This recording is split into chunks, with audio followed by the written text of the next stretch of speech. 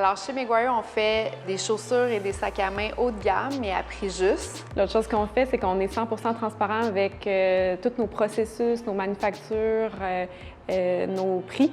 Donc, c'est aussi comme ça qu'on se démarque dans notre entreprise. En fait, l'entreprise a démarré en 2016 quand j'ai quitté mon emploi stable. Au départ de l'entreprise, j'étais toute seule. Puis après ça, Romy s'est joint à moi. Puis maintenant, les rôles sont un peu plus définis. Donc, Myriam fait toute la direction artistique, le développement des produits, elle a la connaissance de l'industrie de la mode. Puis moi, de mon côté, je suis plus aux opérations, au marketing, aux ressources humaines. Sur une courte période de temps, ce qui s'est passé dans notre entreprise, c'est qu'on est passé de juste nous deux à engager notre premier employé à aujourd'hui, moins d'un an plus tard, à être 7 employés. Quand tu pars d'une personne qui fait tout, Ouais. à, après ça, déléguer puis diviser les tâches, bien, des fois, tu sais pas par où commencer. On n'aime pas mettre trop de cadres, mais là, Ouais. avec les RH, à un moment donné, tu n'as pas le choix. Mais en fait, dans le cadre du parcours C3, on a accès à des coachs qui nous suivent de près. Puis un des sujets qu'on discute souvent avec notre coach, c'est les ressources humaines. C'est-à-dire de comment mettre ses limites, comment s'imposer comme gestionnaire quand des fois ça ne vient pas naturellement. Ça nous force à s'arrêter puis à se poser des questions. Parce que sinon, on continuerait notre journée de travail comme d'habitude. Ouais. Souvent, les entrepreneurs démarrent leur projet, non pas dans l'idée de gérer du personnel, mais pour leur projet. Donc, quand vient le temps de gérer la croissance, d'avoir des employés à gérer, souvent, on ne sait pas trop comment s'y prendre. On leur propose souvent de penser à leur expérience employée. Pourquoi? Parce que ça va leur permettre de guider finalement toute la mise en place des différents outils par la suite au fur et à mesure que l'entreprise va grossir. C'est quoi les 3 éléments à prendre en considération? C'est très simple. Le premier, c'est le style de gestion. C'est quoi le style de gestion que je vais avoir au sein de mon organisation? Le deuxième, ça va être les différents outils RH, comme par exemple l'accueil, l'intégration, quelle expérience on veut leur faire vivre aussi. Et le dernier, et non le moindre, c'est l'ambiance ou encore les conditions de travail que je vais offrir à mes employés. Et vous allez voir, à partir du moment où on a fait cette réflexion-là, peu importe ce qu'on va mettre de l'avant au niveau des ressources humaines, on va être guidé par cette réflexion.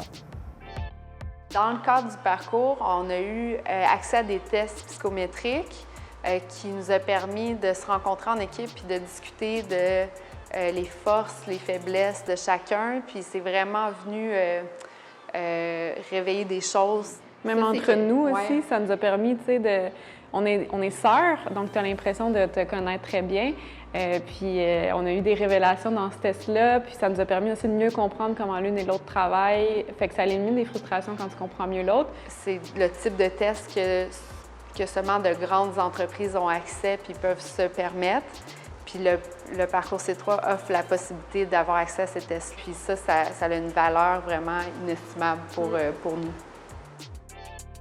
Moi, je dirais qu'au niveau des finances que j'ai réalisées dans le parcours C3, c'est que j'avais tendance à penser que je pouvais faire les finances, la comptabilité toute seule.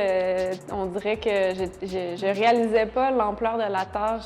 Puis avec notre croissance rapide qui s'est passée sur une période de 3 mois, on a complètement perdu le contrôle. Puis en plus de ça, on a ouvert une très grande boutique, on a fait beaucoup de travaux. Puis on s'est retrouvés dans une situation où ça aurait pu être dangereux pour notre entreprise. Puis en même temps, le parcours C3 est arrivé, puis tout s'est mis en place. Puis dans le fond, c'était très simple parce qu'aussitôt qu'on a rencontré notre coach, elle nous a conseillé un bureau de comptable qui était à notre image. C'était aussi simple que juste avoir le bon contact. Fait que des fois, ça prend pas grand-chose, mais ça change tout. Bien, être dans un groupe avec d'autres entrepreneurs, c'est que tu réalises des fois que tout le monde a les mêmes problèmes, tout le monde a les mêmes défis.